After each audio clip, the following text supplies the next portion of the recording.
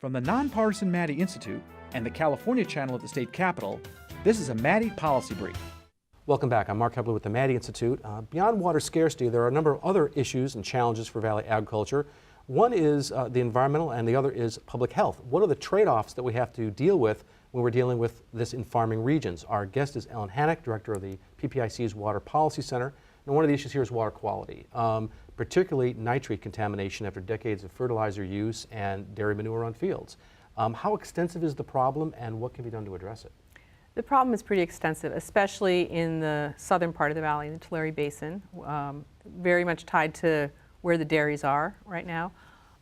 And the estimates that came out a couple years ago about this were that there are about 250,000 residents whose water sources are potentially contaminated by nitrate, which is a pretty dangerous thing at high levels. Yeah, that was a pretty big report they did a few years ago. That was a big study, and it was, it was long in coming, really, and it was, a credit to the environmental justice community for really pushing to kind of get this on the radar at the state level. And that's about, I think I was reading your report, about 11% of that region's population. Correct. And that can cause some serious medical issues. A blue baby syndrome. Blue baby syndrome is the one that, especially, vulnerable populations are always the ones most affected by these kinds of things, and young children especially. Okay, so that's one issue. Another issue deals with salt accumulation in soils and in groundwater. That causes another problem.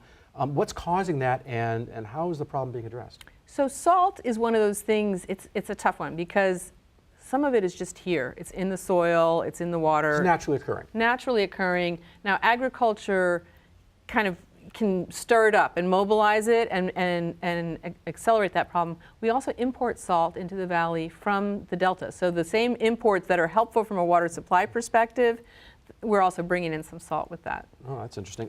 The other issue is air quality. So there have been noticeable improvements in air quality in the San Joaquin Valley over the years. It still, though, has the worst air quality in the nation.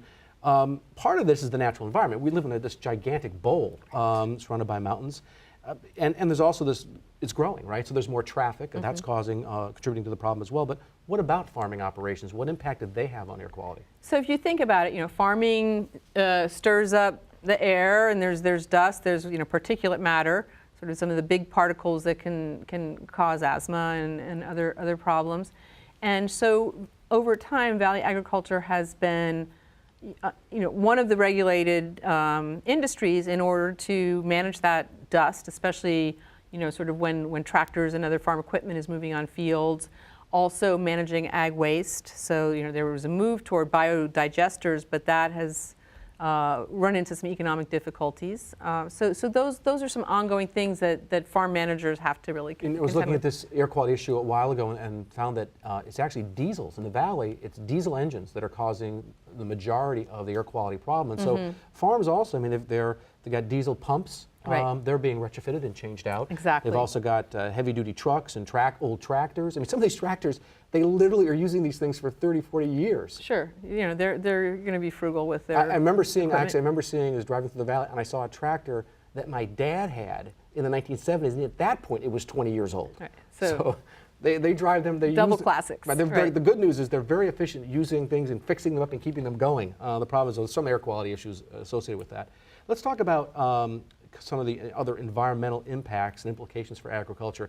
It's not uncommon in agricultural regions that commercial farming transforms the natural environment. It's done it here as well. In what ways? So you think about it, the valley floor has over 5 million acres of irrigated cropland at any given time, and in addition there's some fields that are lying fallow, so the combined footprint is even larger of agriculture.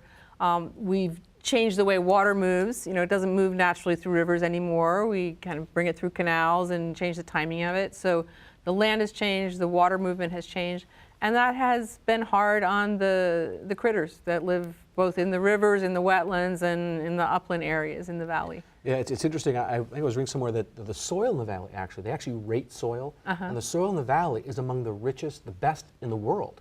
And so it's not surprising you had great soil with water and sunshine, and you have the San Joaquin Valley. So what does the future hold when it comes to the balance of these interests between ag interests and conservation interests? Where's the future?